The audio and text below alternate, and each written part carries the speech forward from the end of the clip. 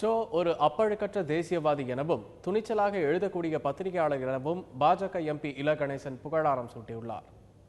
நாடகத்துறையிலும் திரைப்படத்துறையிலும் தன்னுடைய முத்திரையை ஆழமாக அவர் பதித்திருந்தாலும் சமுதாயம் அவர் மீது பதித்திருக்கிற முத்திரை துக்ளக் ஆசிரியர் என்பதுதான். ஒரு அப்பழுக்கற்ற ஒரு தேசியவாதி. தேசியத்தை பாதிக்கின்ற எந்த விஷயமாக இருந்தாலும் துணிவோடு குரல் கொடுத்தவர் சோ அவர்கள்.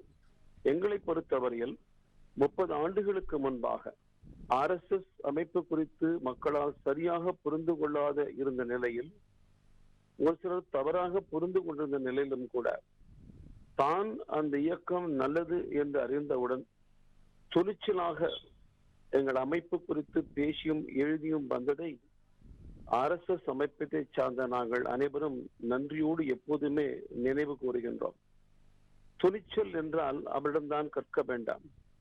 மிக துணிச்சலோடு எழுதக்கூடிய எழுத்தாளர், நாடகத்திலும் தன் கருத்தை பதிவு செய்யக்கூடியவர், அதே நேரத்தில் நாஜுக்காகவும் தன் கருத்தை சொல்லக்கூடியவர்.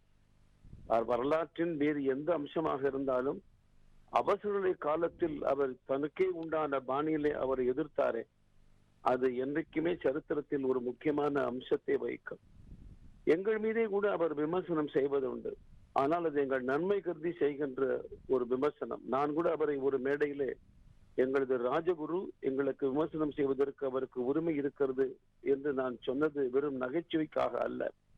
குறிப்பாக என் மீது அவர் மிகுந்த அன்பு கொண்டிருந்தார்.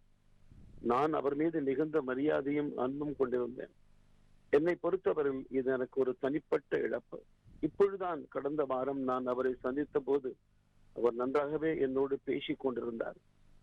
அந்த ஆத்மா நற்கதி அடைய வேண்டும் என்று நான் பிரார்த்திக்கின்றேன்.